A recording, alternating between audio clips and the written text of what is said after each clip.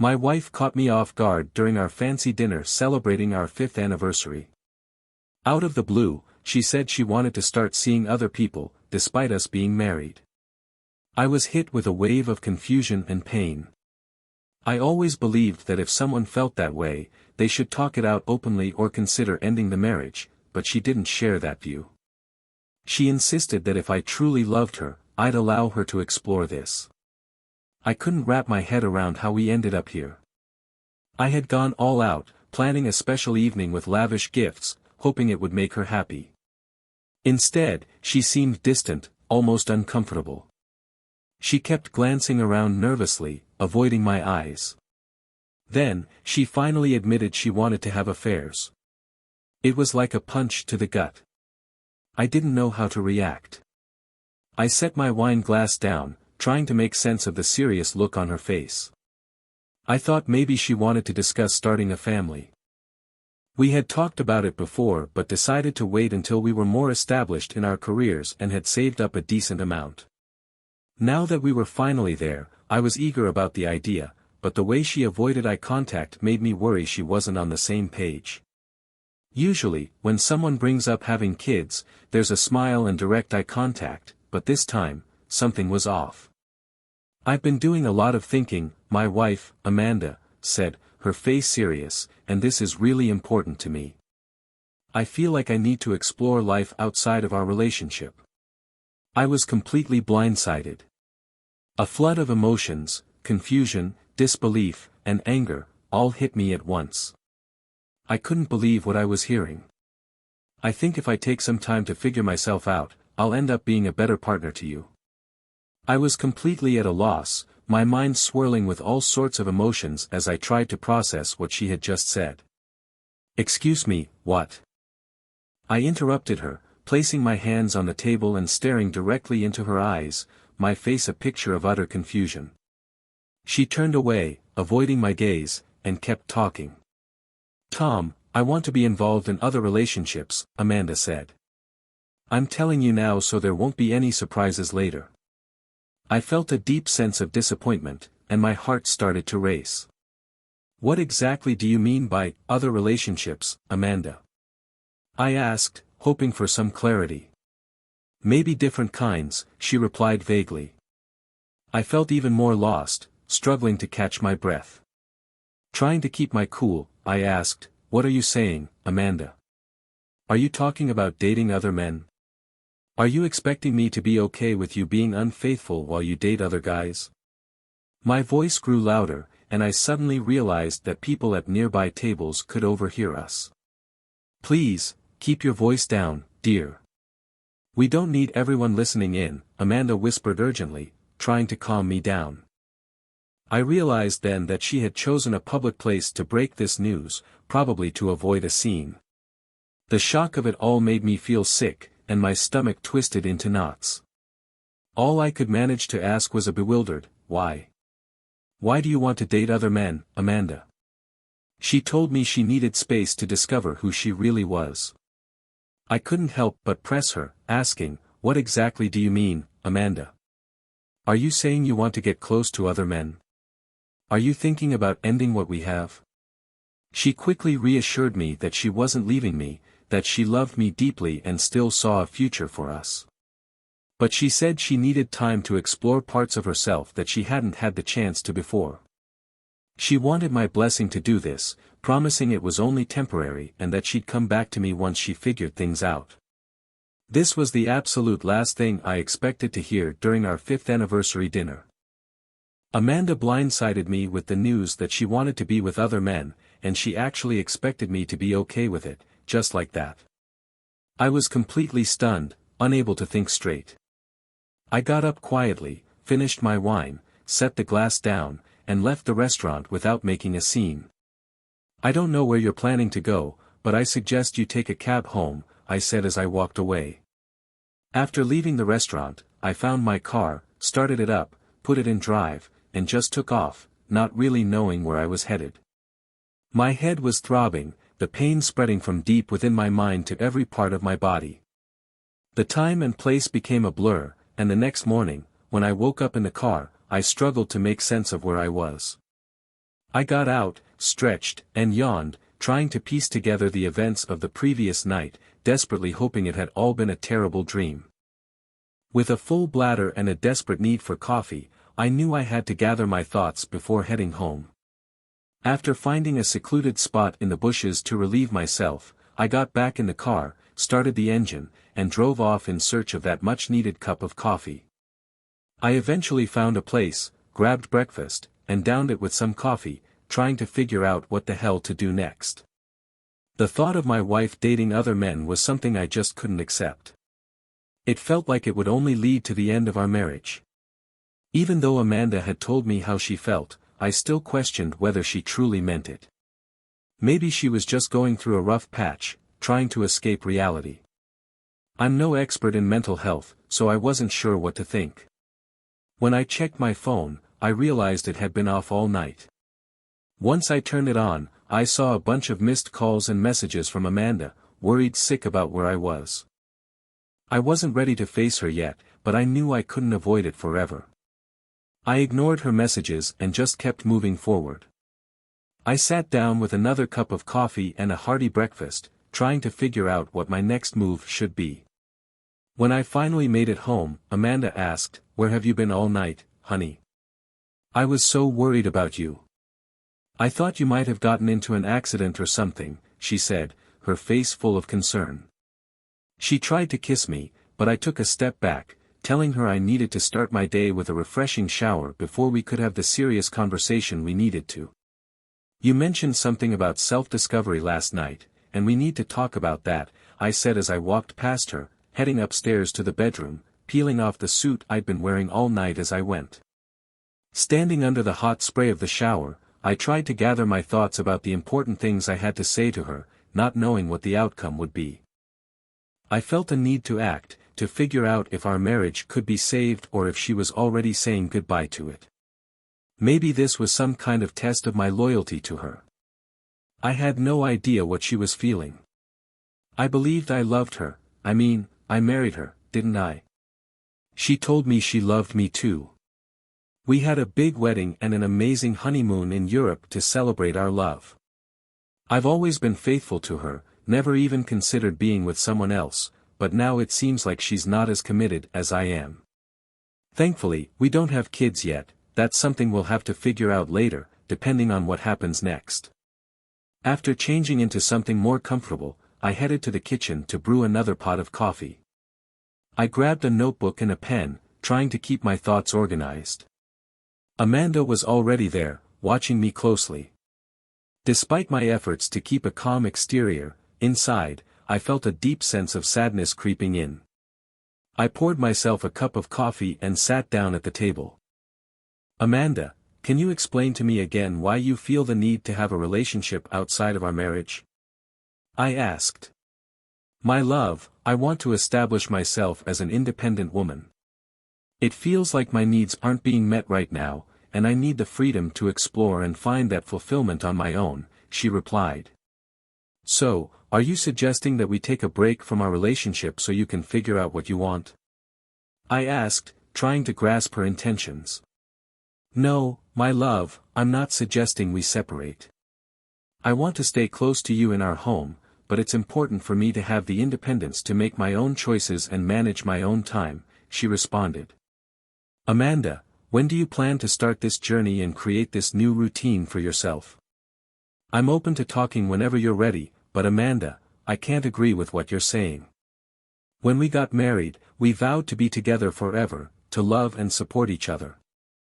Just thinking about being with someone else feels like it's breaking those vows. I still have hope for us, I'm not ready to give up on our marriage. I feel like we've grown distant, but I want to fix that. We're both so caught up in work that we don't spend enough time together. I miss feeling loved and valued like we did when we first fell in love. I know I've been focused on securing our future, but I want us to remember the love that brought us together in the first place. Let's try to make our relationship a priority again and rediscover the joy we had in each other.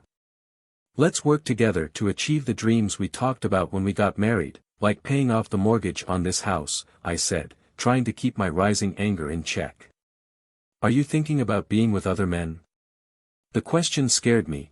I realized I should have asked it much earlier. Honey, I'm not sure what I'll do. If the opportunity presents itself, I might consider it, she replied. So, you're thinking about betraying me? I said, feeling the weight of her words hit me hard. Tom, it's not about hurting you, it's not cheating if you know what's happening, she said. I felt a wave of stress wash over me, so I took a deep breath to calm myself down. I sipped my coffee, wishing it was something stronger to help me relax. I knew I had to stay focused and keep the conversation going. So let me get this straight, Amanda. You're thinking of going out with other guys, maybe even sleeping with them, while still living here at home? I asked, trying to make sense of it all. Well, it's not as simple as that, honey. I'm not sure yet, she responded. Amanda, from my perspective, it's actually pretty straightforward.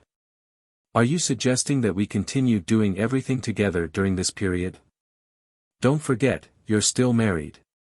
Are we just going to take a break from our marriage for a while? Are you suggesting that we keep an intimate relationship going during this time? I asked, trying to understand her intentions. Of course, Tom. We're a family, you and I. I care deeply for you, and I want us to remain a family. I just think I need to do this occasionally to gain some clarity, she said. How often do you plan on doing this, Amanda? Every weekend. A couple of times a week. Every night. Just how much exploring are you planning to do? I asked, feeling my frustration grow. I'm not sure yet, my love. Why are you so worried about how often we'll see each other? She asked, seemingly unaware of the impact her words were having. I need to figure out what I'm going to do while you're out with other men. I don't have someone like that in my life, I replied, struggling to keep my composure. I was on the brink of losing my temper, but I knew I had to stay focused and not let things escalate. There are some serious things we need to discuss before any decisions are made. Are you certain this is what you want? Have you considered how this will impact our marriage? I asked Amanda. She nodded, but her response lacked conviction. It was clear that she wasn't considering my feelings or taking my perspective into account. Then she said, if you love me, you'll let me do it. I replied, Amanda, if you truly love me, you won't go through with it. I've drawn a clear line here. Honey, I've made up my mind, I'm not going to change it. This ultimatum will determine what happens next for us. Our relationship won't ever be the same again. Amanda didn't fully grasp the consequences of pursuing relationships outside of our marriage, and this was a turning point. It's time for me to take a stand. These are my rules, and they're not up for negotiation. I told her exactly what needed to happen. If she wanted to see other people, it was clear she'd have to find somewhere else to live during this time. I made it clear that I couldn't live with her while she was dating other men, and I wasn't going to have them coming to our home. She asked where she could go, so I suggested she stay with her friend Jessica, who's divorced and lives alone. I recommended she ask Jessica if she could stay with her for a while. If that doesn't work out, you can rent a temporary apartment, but you'll have to cover the utilities and any car expenses, I said. Amanda, who taught third grade at the local elementary school, had a steady income.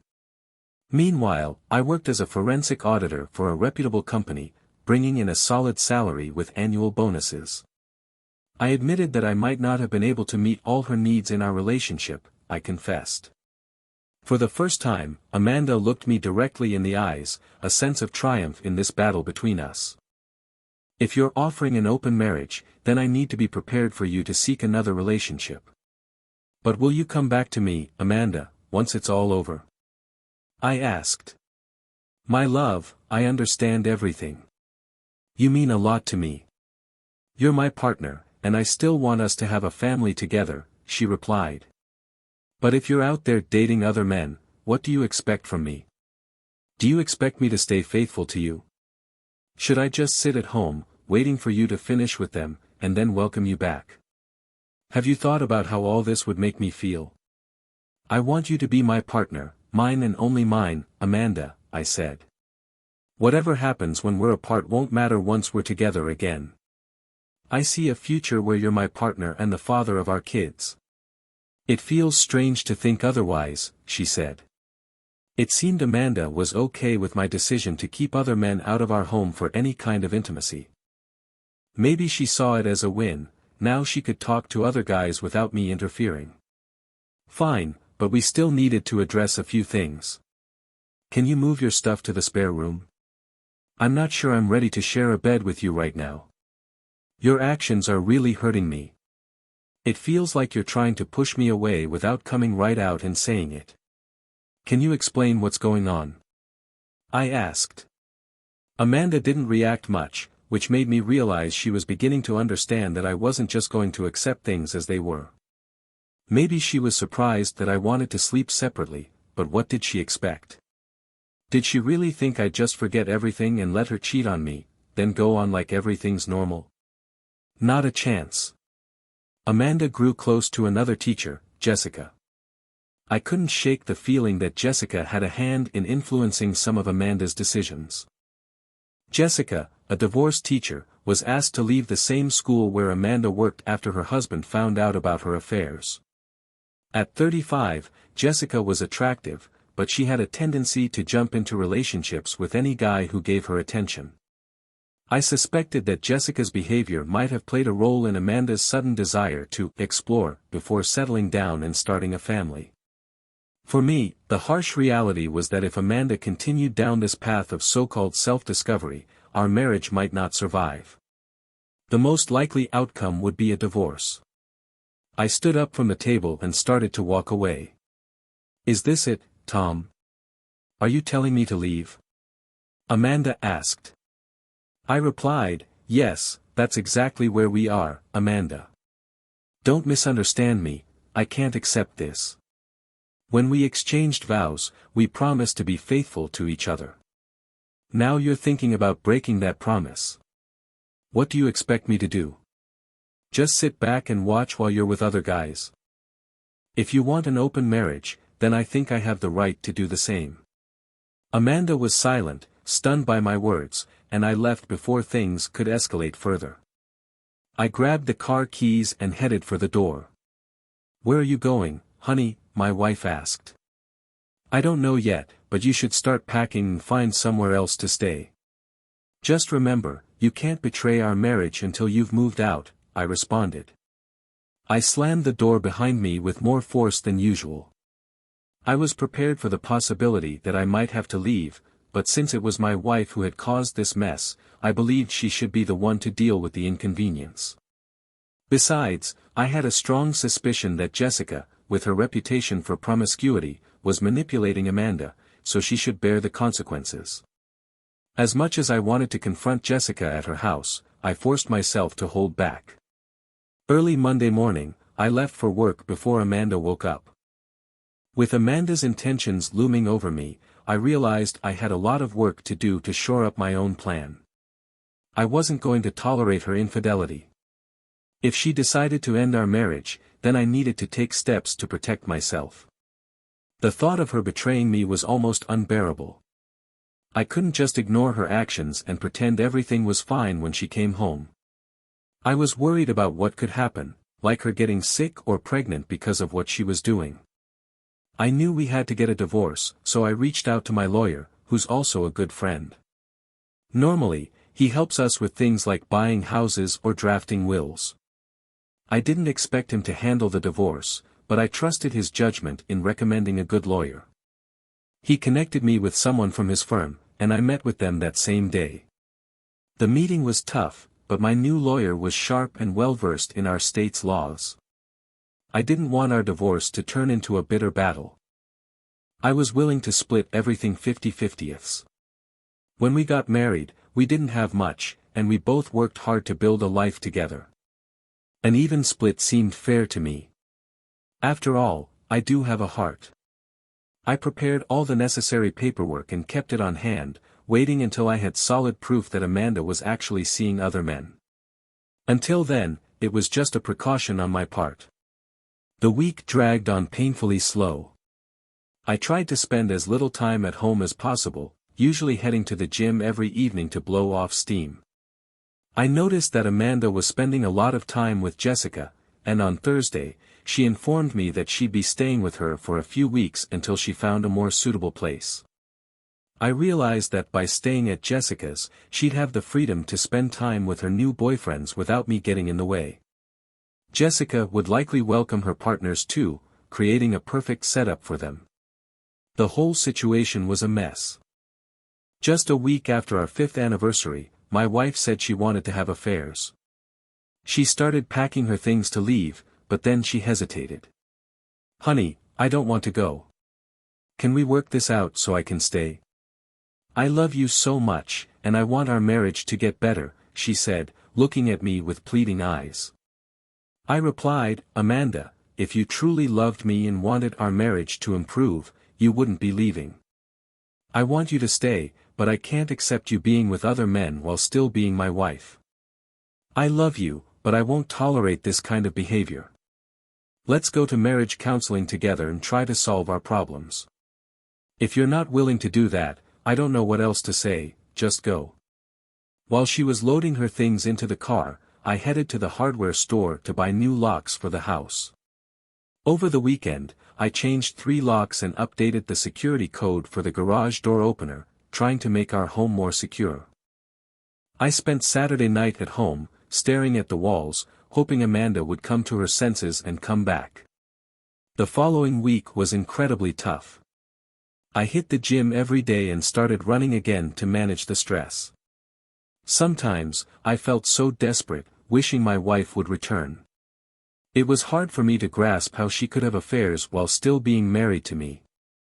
I struggled with feelings of inadequacy, wondering if there was something wrong with me that drove her to cheat. So, I started researching why people cheat. I was surprised to learn that about 40% of married people have affairs. Even more surprising was that nearly 90% of them choose to stay married. Sometimes, the spouse who's been cheated on decides to turn a blind eye, especially if they have kids and don't realize what's happening. Many women who cheat claim they still love their husbands and families, but they feel something's missing at home. The demands of running a household and caring for children can leave little time for nurturing the relationship with their spouse. They crave feeling special and loved by someone who's focused on them, rather than just talking about chores or kids after being intimate. Maybe the key to a successful marriage is to treat your spouse like a lover, rather than letting things fall apart and focusing solely on the physical aspect. I wondered if I should surprise my wife at the club where she was going with Jessica. People cheat for various reasons, sometimes because they're unhappy, feel disconnected from their partner, or want to get back at them for past wrongs. Some women even say they cheat as a way to save their marriage. I wasn't sure about that, but research into infidelity has shown that there's some truth to it. Marriage is a complex institution that demands constant effort and dedication to keep the bond between partners strong. When both parties agree to extramarital affairs, the relationship rarely lasts long. Emotional attachments inevitably form, leading to feelings of betrayal. Polyamorous relationships, which often end in divorce, can be just as challenging and stressful, especially when children are involved. The added risk of contracting sexually transmitted diseases only further complicates the situation. In my view, monogamy is the foundation for a successful marriage. If both spouses don't share this belief, they might be incompatible and should consider finding partners who align with their values. It's important to reflect on whether neglecting your partner has caused a rift. I couldn't help but wonder if I hadn't given Amanda the attention she deserved because I was so focused on what I thought was necessary to build a better life for us. Had I been wrong about my priorities? I couldn't say for sure. All I knew was that I felt deeply unhappy when my wife chose to leave our home and seek out other men, searching for something she believed I couldn't provide. I didn't see how her choice could possibly benefit our relationship. Another lonely week passed. I resisted the urge to reach out to my wife, and the only message I received from Amanda was a request to forward her mail. Her messages were cold, with no hint of wanting to rebuild our marriage. It was clear she was moving on, likely searching for new relationships, perhaps even with multiple partners just for the thrill of it. I was tempted to follow her, to see where she and Jessica were going. I drove past the apartment several times, but I fought the temptation to stop. I knew I couldn't handle the strain of constant surveillance. I needed to let her make her own decisions. If I didn't, she might never come back. Every day, the chance of us repairing our relationship grew smaller, and with each passing day, the less I wanted her back. A month went by without a word from her, and then, out of the blue, Amanda showed up at the house. She couldn't open the door with her key, so she had to ring the bell and knock. When I opened the door, I asked her, "What brings you here today, Amanda?" She looked surprised and said, "My key isn't working anymore." "What's going on?" I kept a serious face and told her, "I changed all the locks." When she tried to step inside, I blocked her and asked, "What do you need, Amanda?" "I came back to pick up a few things I forgot when I moved in with Jess," she said. Once again, her visit was solely to collect her belongings, not to try to reconnect with me. She didn't seem to care about my feelings or the resentment I might have. It was obvious that I was just an obstacle in her plans. Did she really think I wouldn't be affected by her affair with other men and that I'd eventually just take her back? "I've gathered several boxes of your things from around the house and stored them in the garage, so you can grab them there," I said, inviting her into the house, knowing full well that it was still technically her home. We walked to the garage, where she saw all her boxes neatly stacked and waiting for her. "How long do you plan on staying with Jessica?" I asked. "She's been a great help." "I'll be with her for a while," Amanda said. "I'm sure in a few months I'll come back to you and be an even better wife. Then we can start a family." I couldn't help but laugh at the absurdity of it all. The idea that being with other men would somehow make her a better wife or mother seemed ridiculous to me. It was clear that her thoughts, likely influenced by Jessica, were muddled. Deep down, Amanda must have known it didn't make sense. I had my own thoughts about the situation. "Have you met someone special yet?" I asked, noticing the flush on Amanda's cheeks that answered my question before she even spoke. "Jess and I have been on a few dates with guys from our club, but those were just casual encounters," she said. "And how are you enjoying spending time with your new boyfriends?"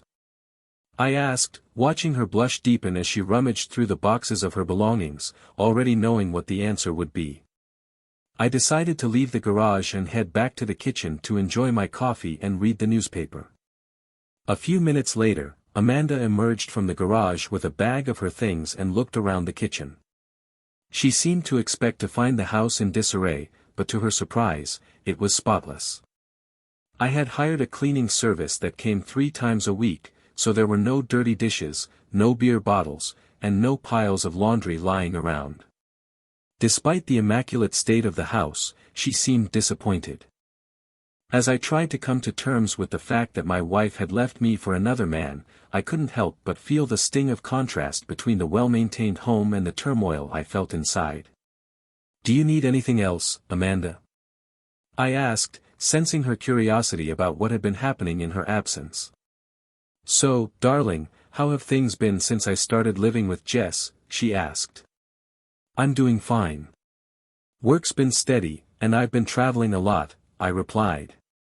"Aren't you going out at all, or are you just staying home alone?" she asked.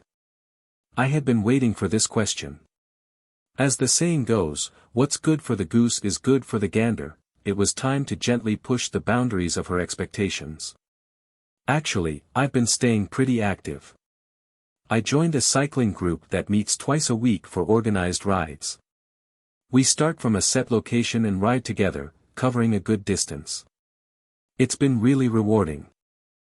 I get to meet new people, and we usually grab a beer and a burger after the ride. Cycling really works up an appetite, and honestly, the stress from everything has helped me shed a few pounds in the past few weeks.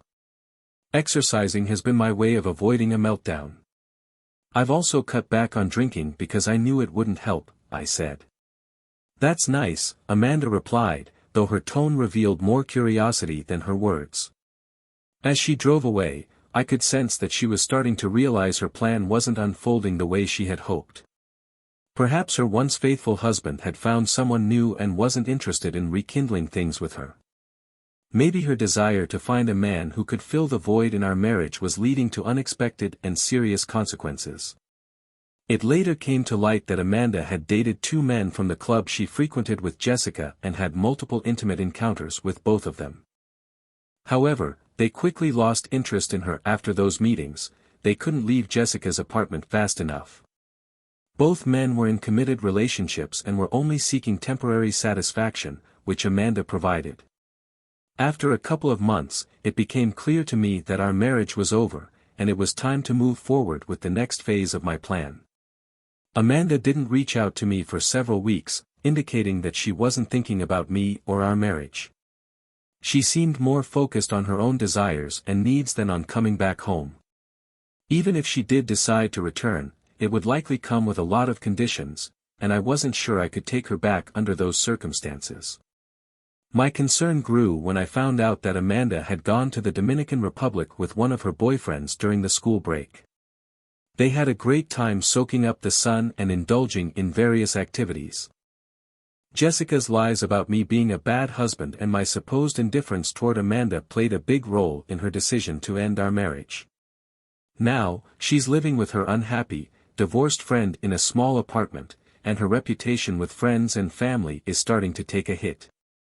When Amanda's mom found out she had gone to the Caribbean with another man, she was far from pleased. The news that Amanda was exploring relationships outside her marriage compelled her mother to have a serious talk with her. I told her to speak directly with Amanda to get to the bottom of what was really going on. Amanda's mom didn't waste any time and asked her bluntly, "Why did you leave home? What's going on with Tom?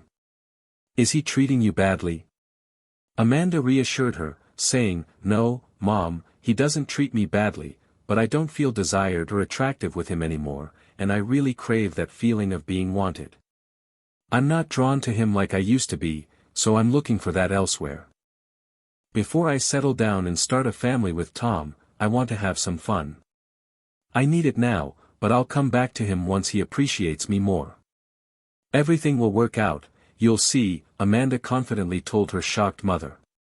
"If you keep having affairs with other men, Tom won't want you as his wife. Don't you realize that cheating will destroy your marriage?" her mother warned her, clearly worried. "I'm sure Tom loves me, Mom.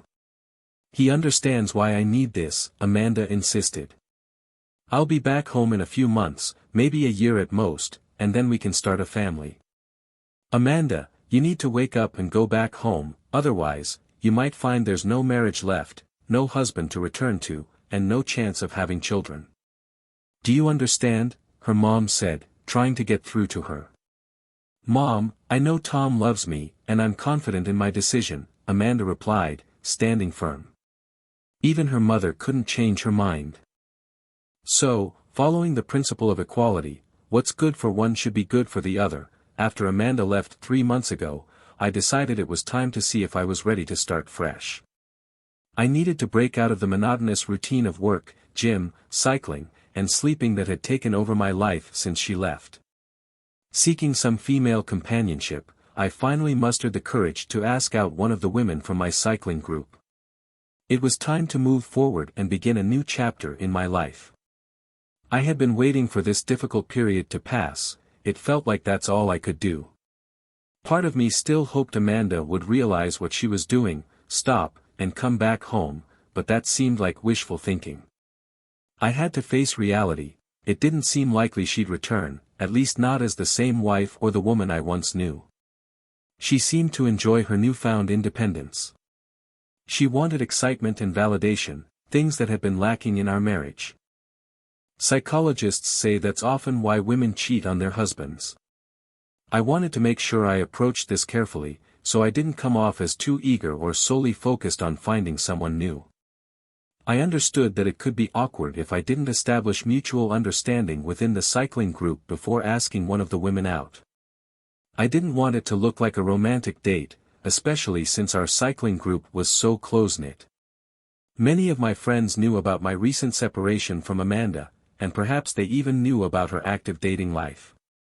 In a small town like ours, news spreads quickly, and gossip is inevitable. So when I asked Diana to join me for a drink and a meal, I was pleasantly surprised when she agreed. I wanted to keep things calm and relaxed, without any unnecessary pressure. I suggested we go kayaking on the lake before dinner, and I managed to convince Diana to give it a try, even though she had never done it before. Intrigued, she agreed, and what started as a simple suggestion quickly turned into a fun adventure. After spending about 3 hours kayaking, we were both ready for a delicious meal. We headed to a charming restaurant where we enjoyed a relaxed dinner.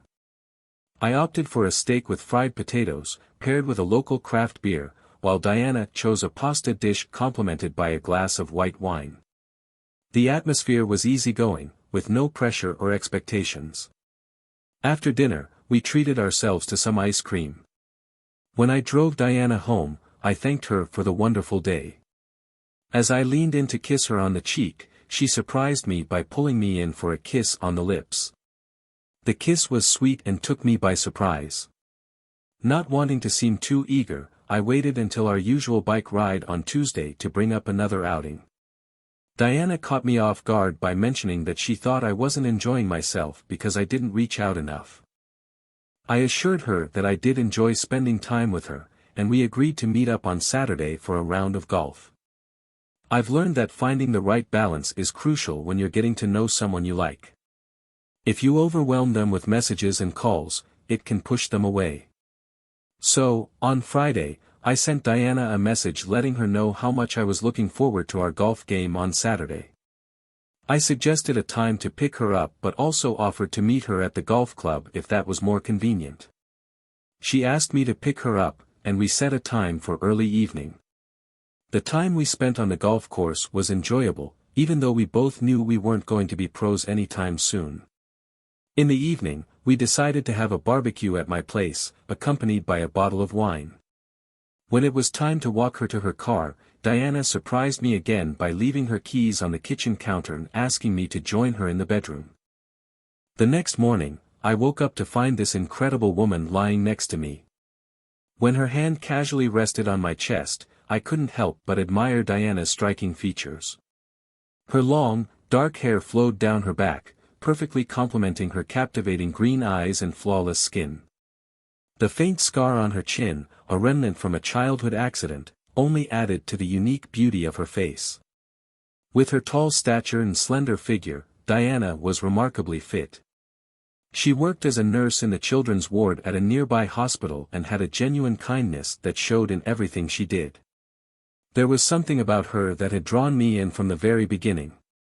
We shared breakfast together on my patio, but soon the conversation shifted to me and my plans, particularly regarding my divorce. It was a sensitive topic, and I could tell Diana wanted to know my intentions before she got too emotionally invested. It was understandable, no woman wants to get involved with someone who might end up going back to their ex.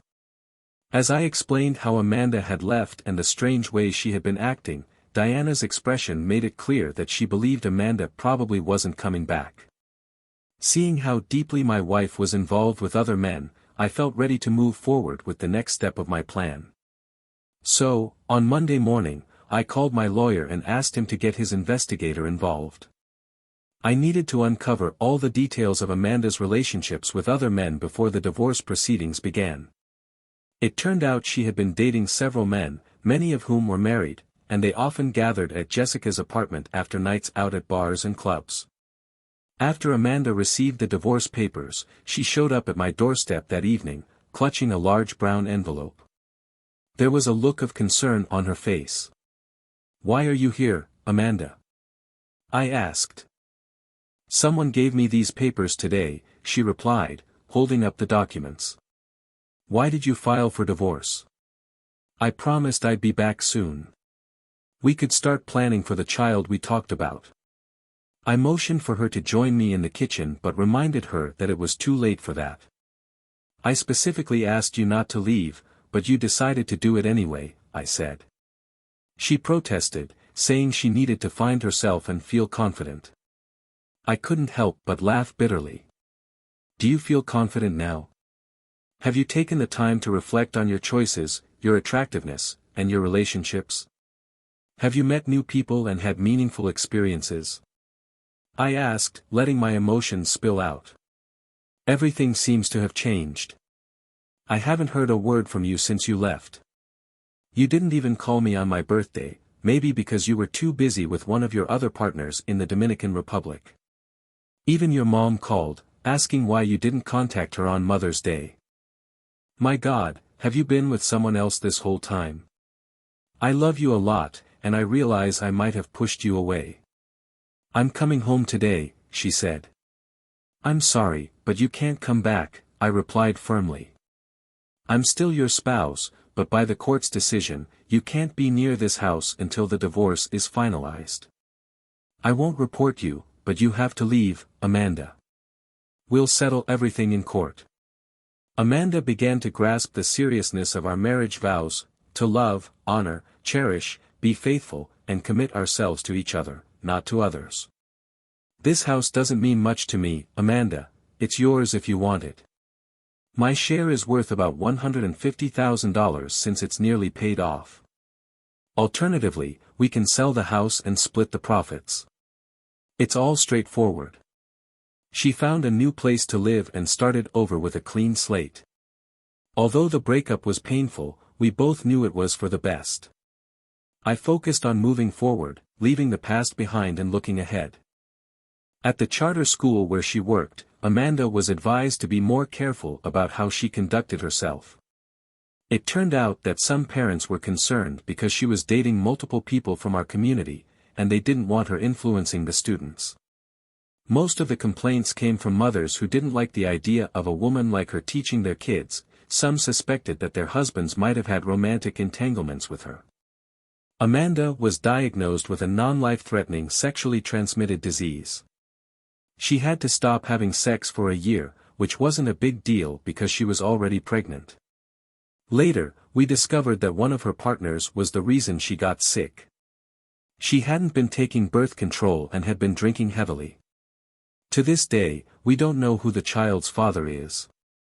My divorce from Amanda is finally over, and I'm free from her.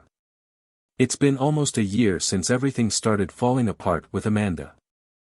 In that time, I've bought a new house, received a promotion at work, and most importantly, Diana and I have moved in together. We have two big pieces of news: we're getting married this summer, and we're expecting our first baby by Christmas. Amanda still calls me and occasionally shows up at bars where she knows I might be, but I always tell her that I'm happy with someone else. 3 years later, Amanda got married again, but things didn't go well. Her new husband isn't the best kind of person. According to Amanda's mom, she often has bruises on her face but stays with him and raises her daughter from another man.